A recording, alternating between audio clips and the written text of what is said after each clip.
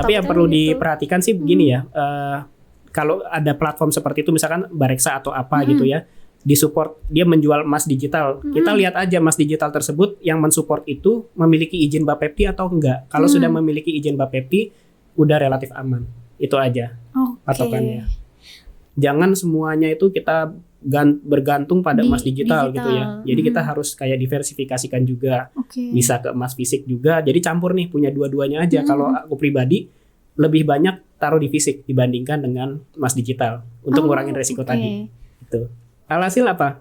Permintaan akan emas itu meningkat ketika menjelang Lebaran seperti itu ya, karena kondisi keuangan orang ini lagi bertambah nih, gitu kan?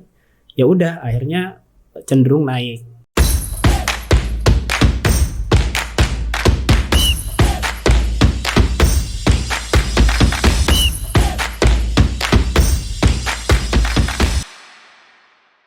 Oke, menarik banget nih Mas. Kita masuk lebih dalam lagi nih Mas Henry soal investasi emas.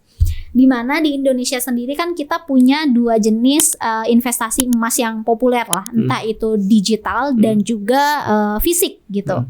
Nah, cuman kan kalau orang-orang ataupun masyarakat sudah tidak asing lagi lah dengan fisik. Karena kan ketika mereka invest ataupun beli emas, ya mereka langsung mendapatkan fisiknya gitu ya, ada fisiknya. Tapi kalau misalnya secara digital itu kita tuh masih bertanya-tanya sih Mas, apalagi di Indonesia ini kan kebanyakan mayoritas Muslim lah, gitu ya. Itu sebenarnya akadnya di digital tuh seperti apa sih gitu. Ini kita pengen tahu juga apakah dari syariat Islam tuh emang beneran oke nggak nih untuk investasi di sini. Ini gitu. Agak ngeri nih kalau yang syariah nih. Soalnya aku sering diserang nih. Oh, jadi bukan di sini aja dong. Bukan di sini aja, sering diserang gitu kan. Jadi gini ya, yang bisa aku sampaikan kepada penonton setia Payung ya. Jadi terkait dengan emas digital sendiri, kalaupun syariahnya seperti apa, aku patokannya dari DSN MUI nomor 10 tahun 2000 nomor 10. Aku agak lupa nih sebentar ya. Boleh dikonfirmasi ya. Pokoknya ada DSN MUI nomor 10 tahun 2000. Udah lupa deh gitu ya. Nanti dikonfirmasi di bawah ini ya. Nanti konfirmasi dulu ya. Lupa nomor ininya, tapi di situ dinyatakan pembelian emas tidak tunai itu dibolehkan gitu. Tapi dari sisi lain, dari sisi masyarakat yang lain itu mengatakan beli emas seperti itu tidak boleh gitu ya. Nah, cuma memang karena kapasitasku bukan untuk menentukan hal seperti itu, aku hanya memberikan edukasinya aja.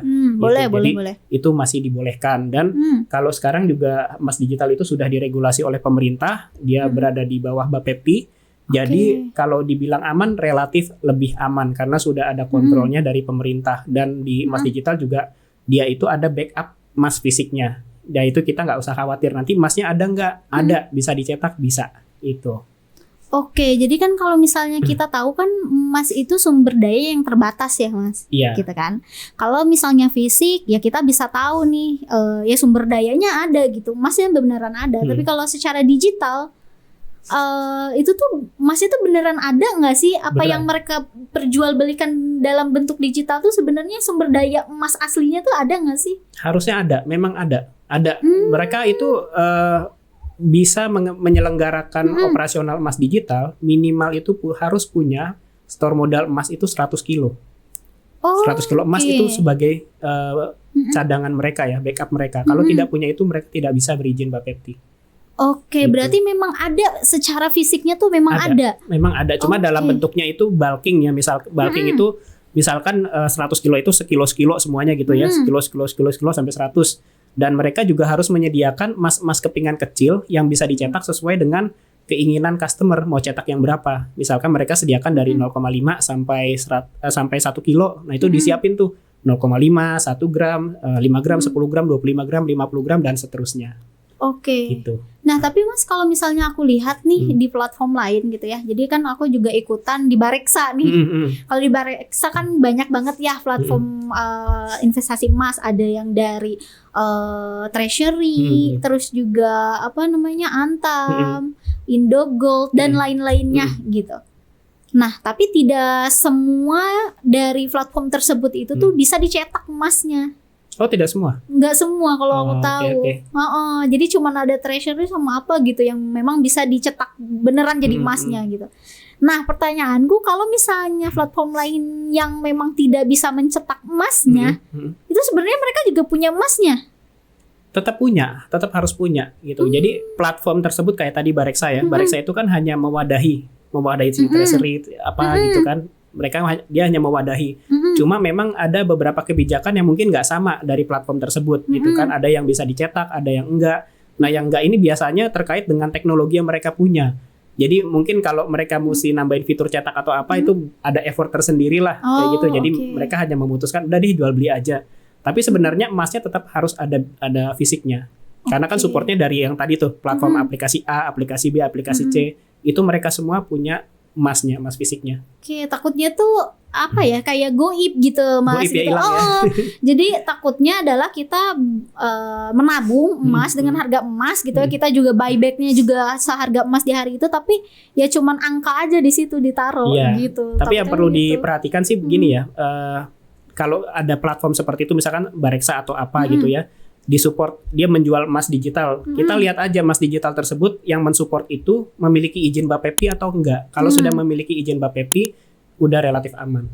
Itu aja patokannya.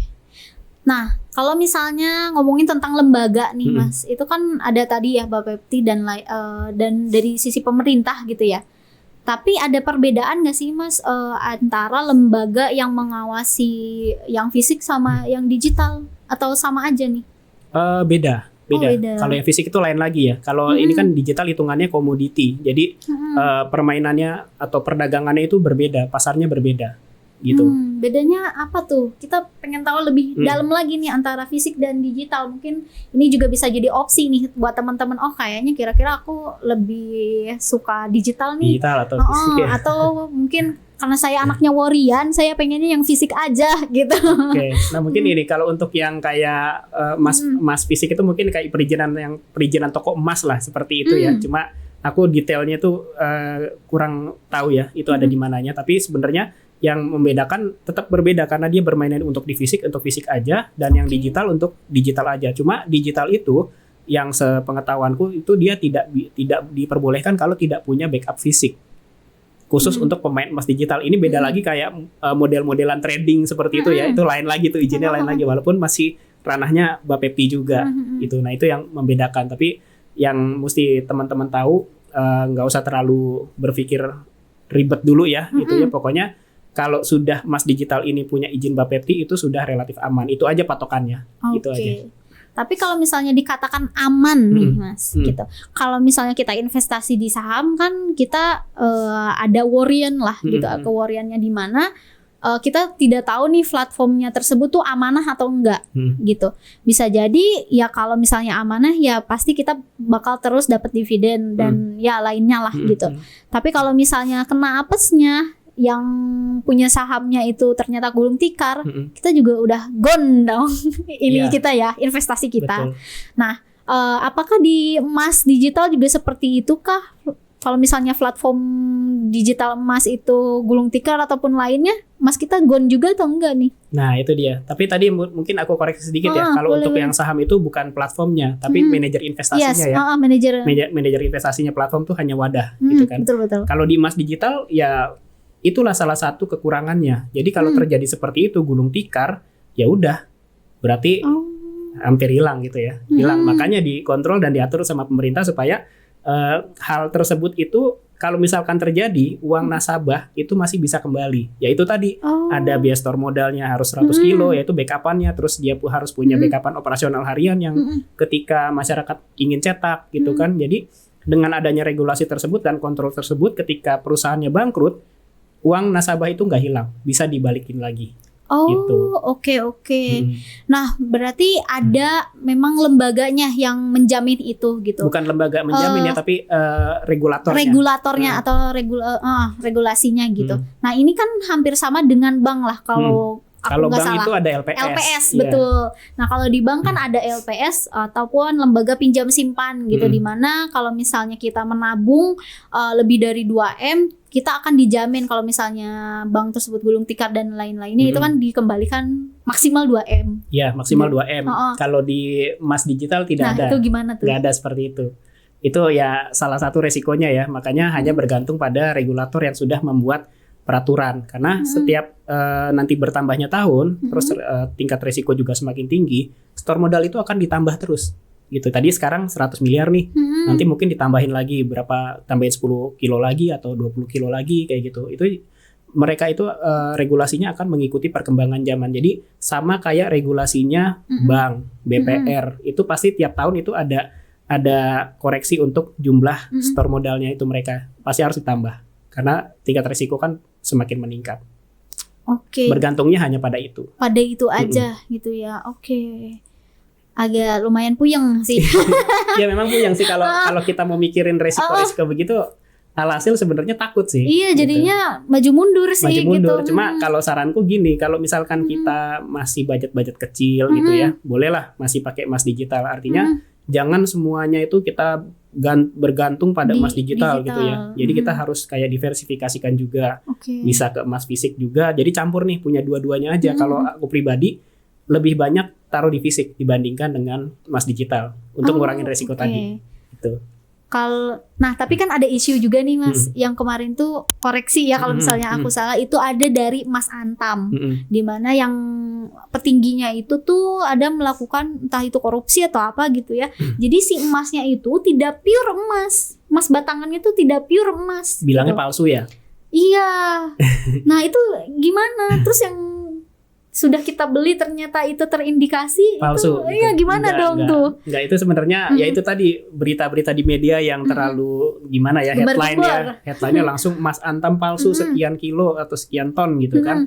Jadi sebenarnya yang terjadi itu adalah emasnya itu tetap asli. Cuma sumbernya itu bukan dari Antam. Jadi sumber dari tempat lain yang lebih murah dimurnikan di Antam dan dilabeli Antam. Nah, hal tersebut itu ilegal.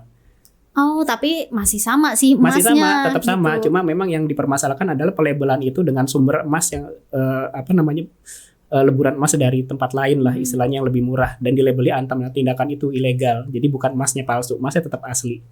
Yang lebih murah tadi tuh apakah memang jadi si emasnya juga yang kita punya bakal jadi lebih murah atau gimana? Enggak, emasnya gini ya. Kalau emas itu kan sama ya, cuma yang membedakan itu benihnya mungkin atau apanya tuh? Ya benihnya juga ada itu ya sumbernya. Terus tempat pemurniannya. Antam ini kan punya tempat pemurnian yang sudah bersertifikasi internasional gitu dan sudah punya sertifikasi LBMA segala macam. Ini emasnya juga berlaku di internasional, mudah diperjualbelikan. Nah, itu yang membedakan di situ. Jadi sumber emasnya tetap sama, emasnya tetap asli. Oke. Itu. Nah, pertanyaan lainnya, kalau misalnya platform nih Mas, platform emas digital itu tuh mereka ada batas maksimalnya nggak sih? Misalnya kayak, saya dari treasury, saya kayaknya cuman bisa mengedarkan emas cuman 2M gitu. Ada batas maksimalnya nggak? Sedangkan kan emas yang kita tahu adalah sumber daya yang terbatas. Betul. Kalau untuk batas maksimal itu nggak ada ya, kayak gitu. Saya hanya bisa memasarkan emas sekian gitu, nggak. Tapi yang aku tahu saat ini mungkin regulasinya batasannya itu pada transaksi harian. Jadi kalau nggak salah itu mungkin nanti dikoreksi ya kalau salah ya. Kalau nggak salah itu ada batas transaksi hariannya untuk kita jual gitu ya. Untuk kita jual itu ada 100 juta lah kayak gitu. Kalau untuk beli juga mungkin sekarang udah ada peraturan barunya ya. Ada gap tersendiri supaya terhindar dari kayak tempat pencucian uang seperti itu. Itu pasti udah mulai mengikuti regulasinya seperti itu. Sama halnya kayak kita di bank kan, kalau kita tiba-tiba store uang sekian miliar gitu kan, pasti disuruh isi form dong. Iya. Ya kan? Ini uangnya dari mana? Dari mana nih sumbernya nih? Padahal dia pekerjaannya cuma karyawan staf biasa misalkan gitu. Nah itu kan harus ada aturannya seperti itu.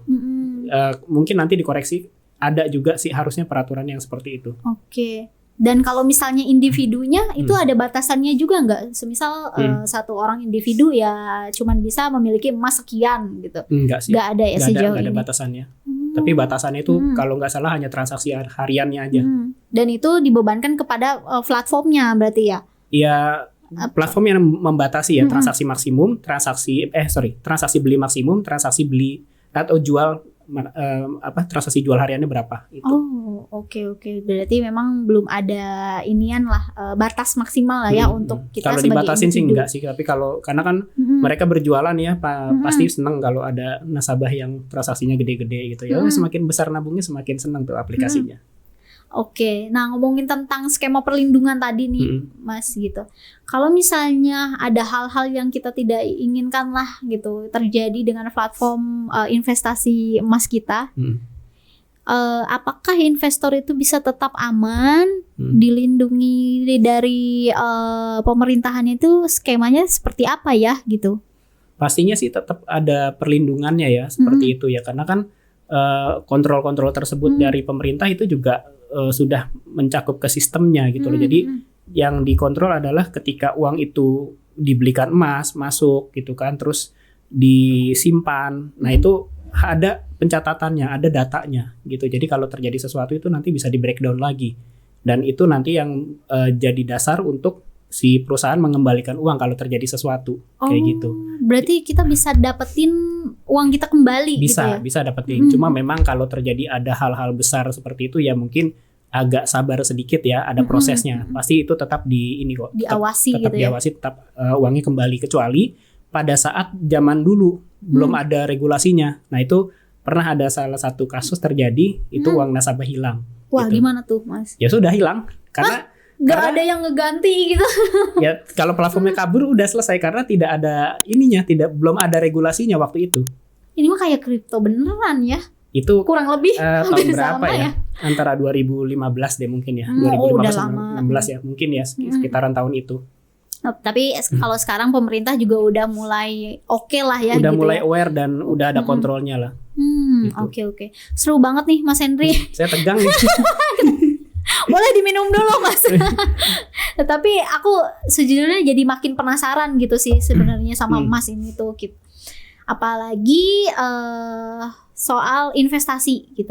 Sebetulnya kalau dari sisi investasi emas tuh ini menggiurkan banget nih gitu dibandingkan investasi lainnya gitu. Apalagi kenaikannya yang cukup wow, dan orang-orang yang FOMO seperti aku tuh kayak yang wah oke nih gitu.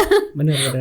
Nah kalau dari Mas Henry sendiri ada nggak sih investasi yang lain yang mungkin karakternya tuh sama gitu dengan emas tuh, sebenarnya ada nggak sih di dunia ini gitu? Ada dong. Ada. Emas itu selalu berteman dengan siapa tuh? Dengan perak.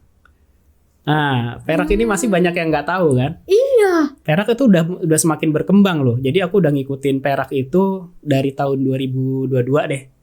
Gitu ya. Harga perak itu masih murah, masih di bawah Rp20.000 per gramnya. Iya, dulu mah perak nggak ada harganya. Nggak ada harganya. Iya. Sekarang udah ada pemainnya. Jadi kalau di pasar perak itu banyak diminati yang model-modelnya kayak collectible item. Wah, boleh nih podcast selanjutan nih. Perak nih. Jadi aku juga sempat join juga di grup mereka gitu kan. Oh, ternyata memang menarik. Dan kalau di perak itu karena masih murah, mereka tuh jual tuh biasanya 1 troy ounce gitu ya. 1 troy ounce itu 31,1 gram. Jadi hitungannya sama kayak emas gitu ya, di gram, ada di gram. Ininya. Betul, tapi gramasinya langsung gede-gede karena kan harganya terjangkau. Kalau untuk 1 troy ounce itu harganya paling sekitar kalau sekarang ya 700 sampai 800 ribu. Tergantung desainnya. Desainnya tuh udah unik-unik, ada yang desain perak biasa, ada yang antique finish, ada yang berwarna. Nah, mungkin Mbak Wita belum tahu ya kayak apa ya. Iya, ntar aku riset lagi nih. Boleh nih. Ada, nanti aku kirimin di ini gambar-gambarnya ya dari grup perak tuh ada. Oh, berarti untuk saat ini tuh investasi perak tuh udah mulai jalan sebenarnya. Udah mulai jalan, bahkan sekarang perak itu udah ada yang versi generiknya. Versi generik tuh bukan yang collectible item ya. Model kayak emas antam deh, bar-bar biasa aja kayak gitu kan. Itu udah dijual dari 1 gram, 5 gram, 10 gram, harganya masih terjangkau. Kemarin aku beli yang 5 gram itu masih cuma 150.000 harganya. 5 gram.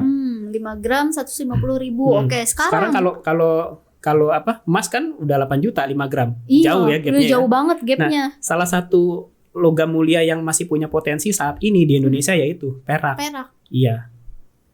Benar, itu udah potensi banget dari mulai perak bar biasa sampai perak yang collectible item. Kalau collectible item ini enak, harganya tinggi dan banyak disukai oleh kolektor-kolektor. Oh, berarti komunitasnya sekarang udah banyak dong. Udah mulai lumayan. Udah mulai lumayan banyak. Wah, aku baru tahu banget ini. Tapi itu sama nggak? Maksudnya ada lembaga yang menjaminnya juga kah? Atau mungkin udah mulai digital juga gitu? Kalau digital itu udah ada juga ya. Ada salah satu platform yang mainkan itu secara digital. Terus kalau untuk lembaga sih mungkin aku kurang paham ya lembaganya apa gitu. Mungkin sama kayak yang mengatur produksi emas dan perak seperti itu ya, untuk yang karena kan mereka ini lebih ke fisik mainannya kayak gitu. Jadi lebih apa ya, kalau sekarang yang dilihat itu banyak kan masih dikeluarin yang model collectible item ya, termasuk Antam pun mengeluarkan. Antam pun sekarang udah mengeluarkan. Antam itu mengeluarkan perak, tapi dia itu nggak prioritas, jadi sedikit. Akhirnya harganya jadi melambung tinggi. Dulu karena itu kayak misalkan 250 gram, itu kalau nggak salah harganya cuma 4 juta lah gitu ya. Karena semakin langka, hari ini kalau ada orang mau beli itu bisa di harga 7.500.000. Oh, jadi lebih mahal karena iya, mungkin karena demand-nya kurang ya. Langka, barangnya nggak ada. Permintaannya banyak, tapi barangnya langka. Oh, jadi mahal. Demand-nya banyak, tapi supply-nya sedikit. Betul, betul. Oke. Tapi kalau misalnya dibandingkan dengan emas gitu, ya pokoknya dibandingkan dengan emas, apakah si perak ini tuh sebutannya investasi safe haven juga apa enggak nih? Sebenarnya termasuk safe haven juga, gitu. Iya. Dan yang dimasalahkan sama orang itu kan nanti yang ditanya, ini kalau saya punya perak jualnya kemana? Nah itu. Kan? Nah, karena kan kalau ke toko emas pasti nggak semua sih, gitu ya. Paling gampang sekarang gini, ada salah satu produsen perak yang mengeluarkan. Kita kalau misalkan mau jual lagi ya ke produsennya lagi. Terus atau misalkan kita bisa jual juga di komunitas. Nah kalau di komunitas itu mungkin teman-teman boleh nanti gabung, nanti saling kenalan. Karena kalau udah di komunitas kita jual perak itu gampang. Aku udah buktiin sendiri ya. Punya perak dulu, terus tak jual lagi, oh gampang nih, ya udah sama aja. Oke, kalau gampang, gampang, tapi memang tidak sebesar marketnya si emas ya, ini. Kalau emas kan gitu ya, ada toko emas, gitu. Kita mau kemana aja ke toko itu bisa. Gitu. Kalau perak agak berbeda sedikit. Mungkin nanti di masa depan dia akan setara kayak emas, ada tokonya di mana-mana gitu yang menerima buyback. Gitu. Sebenarnya tinggal tunggu timingnya aja gitu ya. Ya, tunggu aja. Keren banget. Boleh. Kenaikannya kalau per tahun itu perak tuh sama kayak emas gitu. Sama sih, ini ya ada kenaikannya, cuma memang persentasenya itu nanti bisa dilihat ya kalau untuk memantau harga emas atau perak di harga emas dunianya itu ada di www.goldprice.org. Itu nanti bisa dicek tuh harga perak berapa, harga emas berapa. Mainannya sama ya kayak emas, kayak buy-nya berapa, buyback-nya sama, berapa. Ada buyback-nya juga, harga beli, harga jual sama. Cuma dia harga per gramnya masih lebih murah. Gitu. Mungkin ini bisa jadi opsi juga nih buat teman-teman work-lifers di luar sana. Kalau dari Mas Henry udah mulai jualan juga nggak ini perak nih? Kalau jualan sih belum ya, belum, memang karena masih lebih senang emas gitu kan. Ya. Kalau perak memang jadi lagi kayak menjanjikan banget sih emas. Kalau aku sendiri sih masih iseng-iseng aja gitu kan, belum terlalu niat banget nih kalau untuk ke perak, masih senangnya lebih ke emas sih. Oke, keren-keren banget. Nanti aku coba telusuri lagi nih untuk investasi perak ini. Seru juga. Oke, terus nih Mas Henry, apa sih yang bikin emas ini tuh sering dianggap lebih unggul nih dibandingkan investasi lainnya, instrumen investasi lainnya? Apakah karena harganya itu yang cenderung stabil, dia juga tahan akan inflasi dan lainnya, atau mungkin ada faktor lain nih yang bikin emas tersebut tuh lebih istimewa? Kalau lebih unggul atau istimewa sih mungkin gini ya, perbandingannya tuh pertama mungkin harus apple to apple ya, karena kalau misalkan kita bandingkan dengan instrumen investasi kayak saham, properti ya udah nggak apple to apple ya. Tapi kalau aku lebih senangnya menyebut emas ini kenapa diunggulkan gitu, karena emas ini dia punya nilai intrinsik gitu yang tidak dimiliki instrumen lainnya ya. Intrinsik itu ada nilai keindahannya, nilai unsur histori segala macam gitu ya. Nah, itu yang tidak dimiliki oleh instrumen lainnya. Jadi emas itu udah ada buktinya juga nih dari ribuan tahun yang lalu sampai hari ini gitu kan. Dia tetap nabi lah ya gitu. Tetap melindungi nilai harta kita gitu ya. Kayak paling gampang kan biasanya kita sebut kayak harga kambing gitu kan. Tetap aja 1 dinar pun masih dapat bisa beli kambing hari ini. Betul. Gitu kan. Kalau kita emasnya semakin banyak ya kambingnya jadi semakin banyak. Kayak gitu aja. Jadi setiap tahun itu juga udah ada buktinya juga harga emas itu naik. Dan ketika ya itu tadi yang memang kondisi uniknya emas ya, ketika kondisi ekonomi sedang bergejolak, sedang tidak baik, emas itu malah melambung tinggi. Sama kayak waktu awal corona kemarin ya, COVID, itu juga emas malah melambung tinggi gitu kan. Tapi itu nggak disadari semua orang sih, karena mungkin lagi COVID gitu ya. Lagi COVID, nggak disadari semua orang, kondisi sedang tidak stabil seperti itu. Dan udah apa ya namanya, kalau aku sebutnya ya karena itulah sebagai nilai unggulnya emas itu. Jadi dia itu bisa menjadi proteksi semua milik kita, harta kita, termasuk aset-aset investasi kita. Jadi diversifikasikan aja investasi kita itu nggak ada masalah, tapi setidaknya kita punya emas untuk proteksinya itu.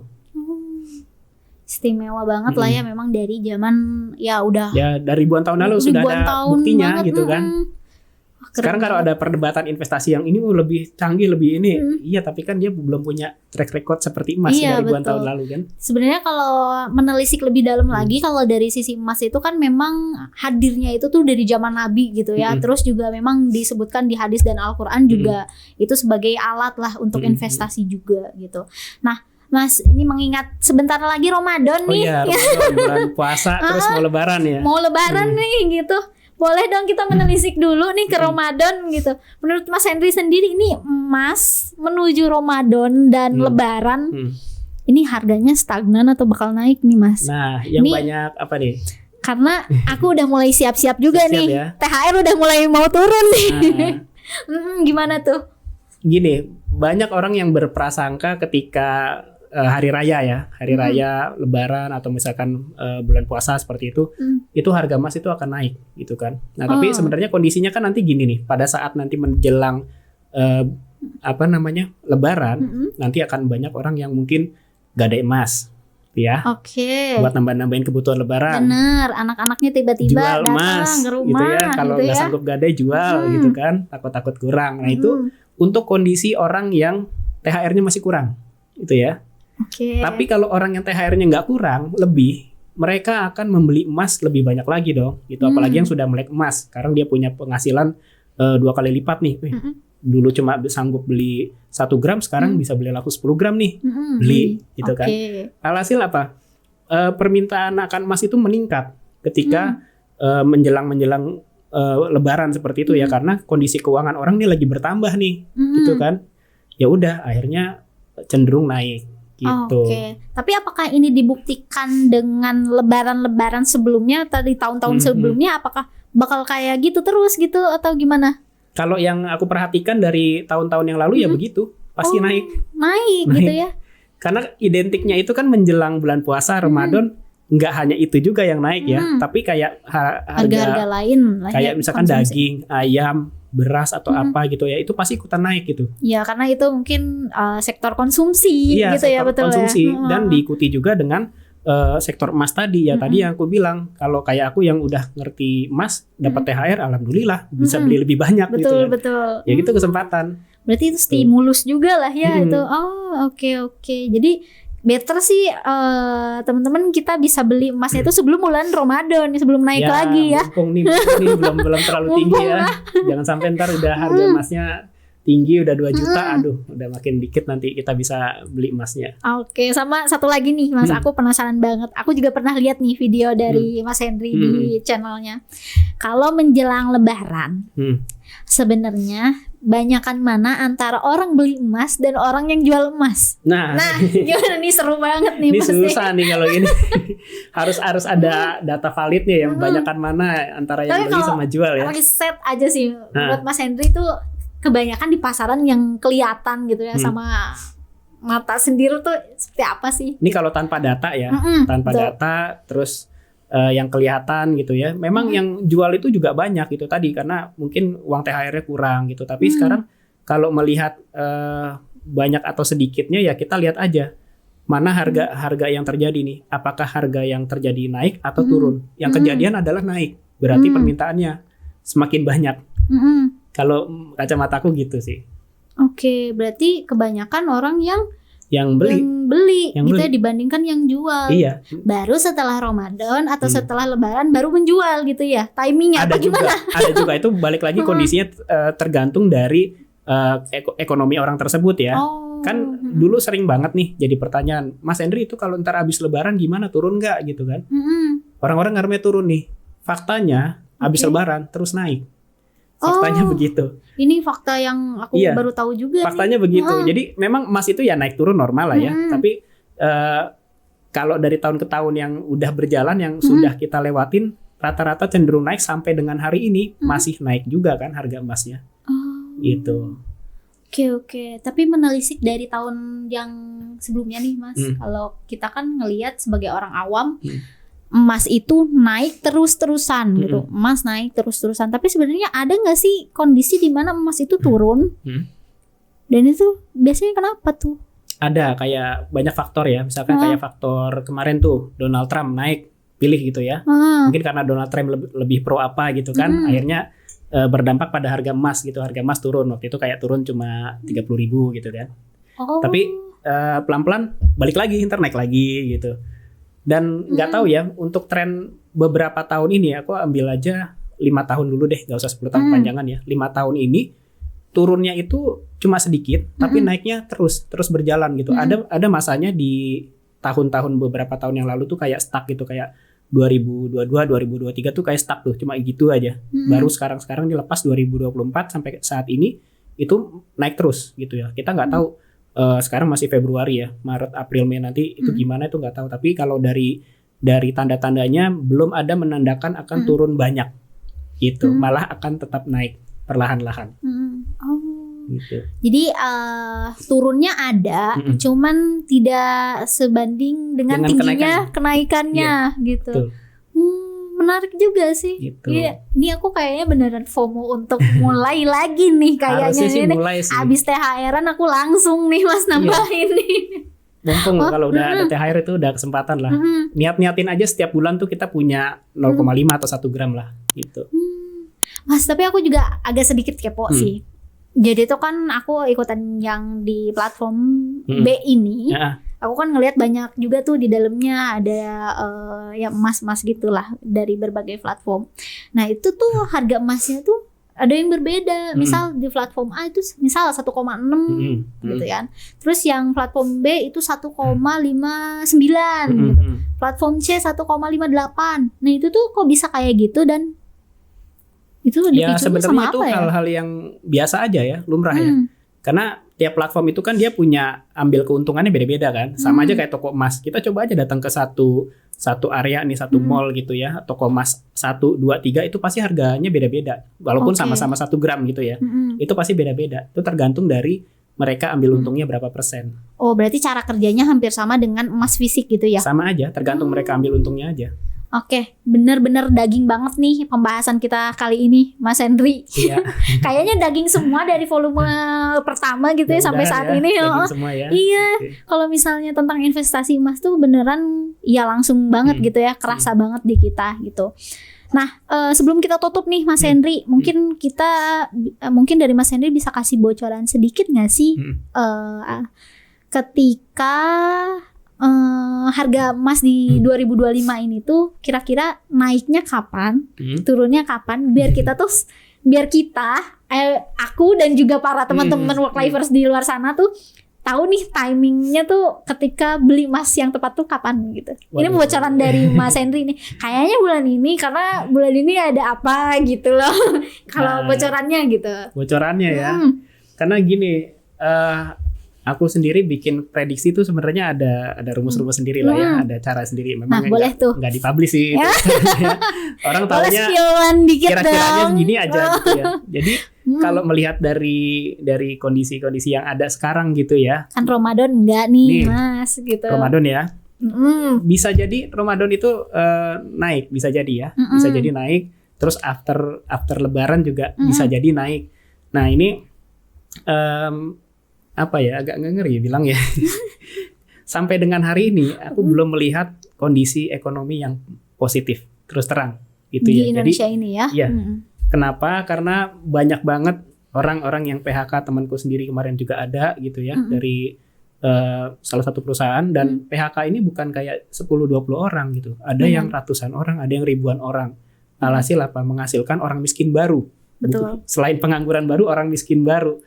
Jadi kalau mau kapan yang tepat, lebih baik dari sekarang. Karena dengan kondisi seperti ini yang tidak mungkin cepat penyelesaiannya, kemungkinan akan terus bertambah lebih buruk lagi. Jadi ketika itu kondisinya lebih buruk, kemungkinan harga emas juga akan semakin naik lagi. Jadi lebih baik dari sekarang, plus nanti punya THR, langsung beliin lagi. Oh, tanpa harus menimbang-nimbang itu harganya lagi naik atau turun gitu ya? Udah, nggak usah nunggu deh, karena sampai dengan hari ini aja masih, ya kemarin ada bahasan Indonesia gelap gitu ya. Beneran gelap. Harga emas juga ikutan melambung. Pasti ikut melambung gitu. Karena Kitanya yang saling mau beli terkait. gelap ini mah. Iya, makanya mumpung masih ada kemampuan dari sekarang aja, plus nanti ada THR, buruan langsung jadiin emas untuk jaga-jaga di masa depan. Tuh, jangan FOMO beli baju lebaran yang mahal-mahal. hati-hati Udah. baju lebaran. Biasanya kan suka kayak gitu. Baju lebarannya belum, baju Idul Fitri yang hari pertama, hari kedua gitu kan, belum THR bocil-bocil gitu. Nah, tuh jaga ini deh, jaga-jaga deh uangnya deh. Tuh udah mulai pusing. Oke, nah mungkin teman-teman juga masih banyak gitu ya yang bingung gitu sih. Biasanya orang-orang yang baru mau terjun sih Mas ini untuk investasi emas. Nah boleh dong Mas Henry share tips dan trik buat para newbie nih biar nggak salah langkah. Mulai enaknya tuh dari mana nih? Dari fisik dulu atau digital dulu atau gimana nih? Startingnya dari mana gitu? Oke, kalau startingnya tuh gini, konsepnya teman-teman bisa mulai nabung emas dari angka yang paling bisa dijangkau. Jadi jangan terlalu kecil, jangan terlalu tinggi. Kalau terlalu tinggi nanti terlalu maksain, jeda 3 bulan langsung butuh pengen jual gitu kan. Jangan. Jadi misalkan kita sanggupnya di 1 bulan hanya 500.000, ya udah 500.000 itu aja jadi patokan. Bisa dibeliin emas fisik yang kecil-kecil atau emas digital. Terus jangan lupa juga dari budget yang kita sisihkan tadi, sisihkan 10-20% ke uang tunai. Supaya kalau nanti terjadi sesuatu kita butuh uang, kita nggak jual emas kita masih ada pegangan. Jadi jangan semuanya di emas gitu ya. Dan yang terakhir wajib banget konsisten untuk nabung emas setiap bulannya. Jadi jangan sekarang nabung, besok nggak nabung, nabung lagi kayak gitu ya. Pokoknya konsisten aja setiap bulan nabung emas sesuai dengan budget yang kita sanggup. Oke, berarti sebenarnya kalau emas ini tuh oke juga ya buat investasi kita masa tua ya sebenarnya. Ya jelas. Jadi Apalagi dianggap uang lupa gitu ya. Uang lupa, apalagi untuk pensiun nanti ya itu sangat berguna banget. Iya, karena aku ngelihat nih Mas, nenekku beli emas itu seharga cuman berapa puluh ribu gitu. Zaman dulu ya. Zaman dulu emasnya juga masih emas yang beneran warna oranye gitu kan, yang gede-gede. Sekarang dijual itu kemarin 100 lebih. 100 di tanah dah. Padahal cuman belinya cuman 2 jutaan deh kalau nggak salah. Iya, itu dia. Dia berguna di masa tuanya dia kan. Karena dia harus menyesuaikan biaya hidup hari ini gitu kan. Dengan mereka, karena dari dulu tuh udah di-keep tuh. Oh, ditahan segini. Dia masih bisa merasakan nilai yang sama di hari ini. Gitu. Wah, gila keren banget. Terakhir Mas Henry, bisa kasih 1 atau 2 kalimat nih buat motivasi teman-teman, buat aku juga sih sebenarnya. Biar nggak ragu gitu untuk investasi emas nih. Biar semangat. Biar semangat ya. Gitu. Ini gimana nih? Ya pokoknya kalau untuk semangat nabung emas itu yang mesti dipikirkan adalah masa depan kita. Jadi nabung emas ini udah deh uang lupa sih mungkin ya, tadi yang Mbak Wita bilang ya, uang lupa udah diamin aja. Kalau bisa jangan diambil-ambil nih, misalkan mau ambil jangka pendek deh kayak 2 tahun 3 tahun gitu kan, jangan, udah lupain aja. Kalau bisa bertahan sampai kita mau pensiun gitu loh, itu bakal sangat berguna banget untuk kita. Wah, tidak hanya kita tapi juga untuk anak-anak dan cucu-cucu kita juga kalau ya, kita nggak ngerasain ya nanti setidaknya anak-anak kita itu bisa sejahtera lah dengan emas kita ya, diwariskan. Dan kalau emas itu diwariskan juga lebih mudah ya, nggak ribet, langsung dibagi aja. Kita punya 5 kilo nih, anaknya 5, ya udah sekilo udah lumayan ya. selesai kan? Iya. Aduh, kenapa ibu aku nggak kayak gitu ya? Itu dia. Wah, gila ini pencerahan banget sih Mas. Aku jadi mikirin kayaknya uang untuk masa depan gitu ya, untuk masa tua apalagi kayaknya mending di emas sih. Iya. Gitu. Thank you banget loh Mas Henry atas Sama-sama, pencerahannya, atas Thank you. waktunya. Jangan bosen-bosen untuk datang ke studio Work Lifers gitu kan.